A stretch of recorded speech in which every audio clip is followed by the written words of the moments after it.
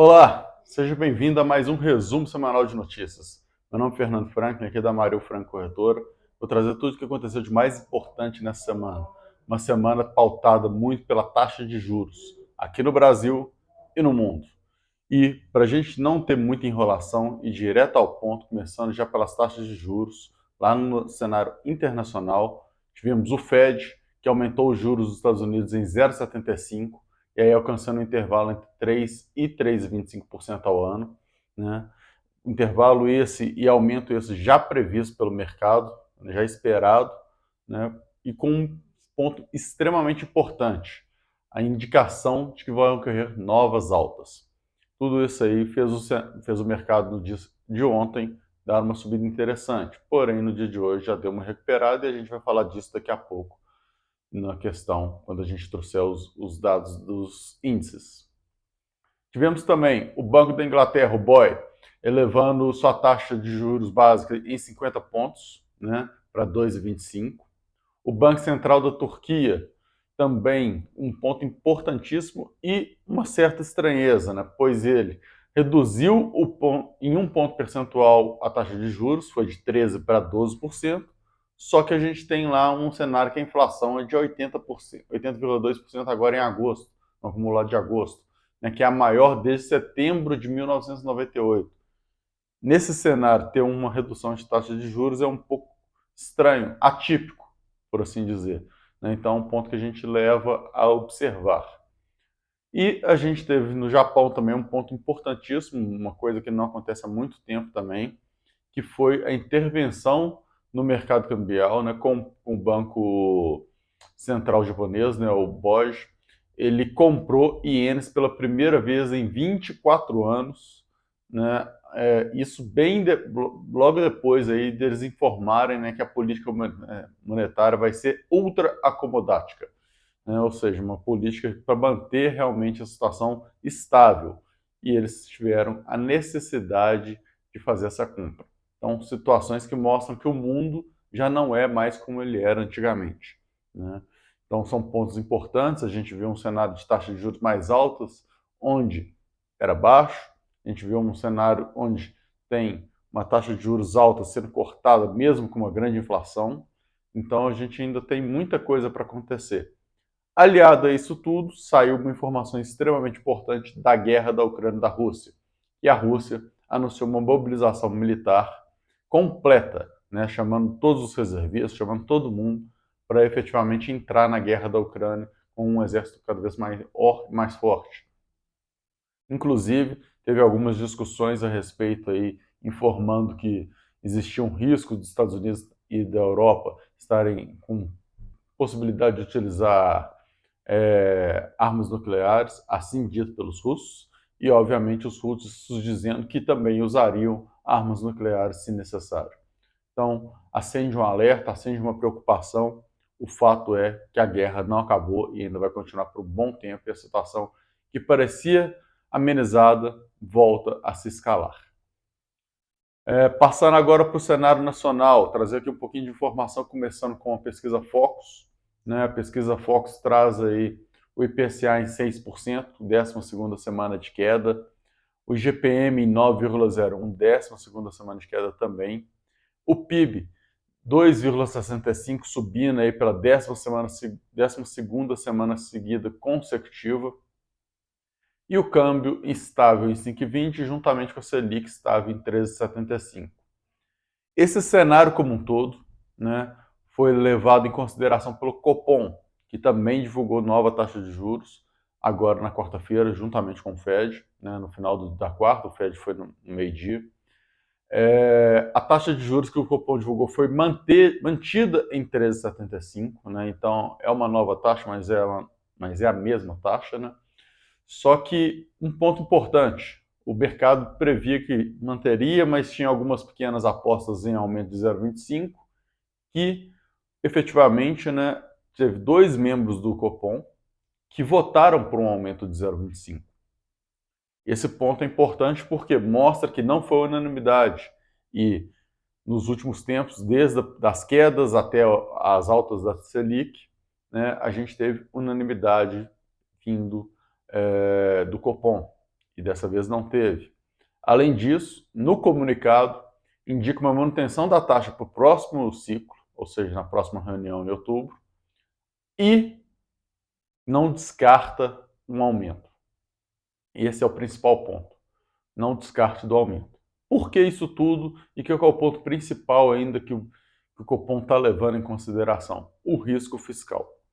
Então, acredito que apenas em 2023, né, com a situação já definida das políticas monetárias, as políticas fiscais do Brasil, o Copom vai ter uma tranquilidade maior para definir se e quando irá poder abaixar as taxas de juros, uma vez que ele entenda que o risco fiscal tenha sido reduzido. Vamos acompanhar, né, aguardar. Temos ainda eleições esse ano, o que ajuda a deixar o Copom em tempo de espera. Passando agora então para as informações de mercado aqui, trazendo os índices, né? Então, como eu disse, o Ibovespa hoje fechou em queda de 2,06 a 111.716, mas na semana uma alta ainda forte de 2,23. Em setembro, 2%, e em 2022, 6,58 de alta. Então, um ponto importante, a gente viu que teve um aumento forte, né, no dia de ontem, hoje uma queda forte, realização de lucros, normal, né, quando você tem um aumento muito forte, é normal no dia seguinte você ter algum tipo de movimentação contrária, tanto na queda quanto na alta, mas a gente tem a questão da taxa de juros impactando e o cenário aí das eleições também colocando o mercado em compasso de espera. Small Caps fecharam hoje em 2,250, uma queda de 1,47. Na semana, aí uma alta de 1,96. E em setembro, uma alta de 1,59. 2022, uma queda de 4,85. O IFIX fechou hoje em 2,990, uma queda de 0,15. Na semana, uma alta de 0,20%. Em setembro, uma alta de 0,47%. Já 2022, uma alta de 6,61%. Falando das BDRX, fechou hoje em 10.655, uma queda de 0,08. Na semana, uma queda de 5,28. Em setembro, uma queda de 8,31. E em 2022, uma queda incrível de 30,73%. Aliado a isso, né, a gente tem a explicação pelo lado do dólar e do euro, que apesar do dia de hoje o dólar ter subido e fechado em 5,2257, com uma alta de 1,12, na semana caiu 1,18. Em setembro está subindo 0,90, mas em 2022 uma queda de 6,36. Já o Europetax fechou hoje em 5,0789, uma queda de 0,14. Na semana uma queda de 4,07. Em setembro 2,57 queda. E em 2022 19,69. Falando agora dos fatos relevantes de mercado, né, para poder explicar um pouquinho mais em termos de cada empresa o que aconteceu para vocês pensarem e algumas coisas que não são específicas de uma empresa, mas que o mercado tem que ficar de olho, como por exemplo a CVM, onde o presidente da autarquia, o João Pedro Nascimento, afirmou que influenciadores estão invadindo a esfera dos agentes regulados e que isso é inaceitável. Esse é um ponto importante porque os influenciadores têm realmente feito muita coisa, falado muita coisa e às vezes não sabem o que estão falando, ou estão criando aí efeito manada, né? A gente já falou sobre o efeito manada há muito tempo no nosso Instagram, nas nossas redes sociais, mas o efeito manada nada mais é do que levar várias pessoas numa única direção, né, através de uma única fala, isso é um grande problema. Mas o grande ponto é o seguinte, pelo mesmo lado que tem esse problema da forma que alguns influenciadores que não têm o conhecimento tratam o assunto, tem o lado positivo, que é a divulgação da educação financeira, né? E o presidente da autarquia também comentou sobre isso. Então, que eles vão trabalhar em cima disso, e aí, obviamente, a gente vai ver um desdobramento cada vez mais forte desses assuntos e um controle cada vez mais forte da CVM nessa esfera. Movida. Saiu uma informação importante da Movida essa semana, né, Movida Locadora de Veículos. Ela fez a primeira compra internacional dela, uma expansão internacional dela, foi para a Europa, está lá em Portugal agora, né, comprando a Drive on Holidays. Né, é uma empresa portuguesa de locação de veículos, que a Movida entrou, e aí vai ter todo um desdobramento disso, uma nova estratégia. Temos que acompanhar como que isso vai acontecer e, obviamente, temos que entender se foi ou não um bom negócio. Mas é um ponto relevante para quem quer investir na Movida e em locação de veículos. Petrobras anunciou mais uma redução de preço, dessa vez novamente no gás de cozinha, uma redução de 6%. Ponto importante tanto para a Petrobras, que reduz suas receitas, né, mas se adequa aí ao preço de mercado, conforme é o combinado, mas é importante para a inflação brasileira, né? Então esse é um ponto extremamente importante que a gente vai acompanhando e vai vindo a cada momento.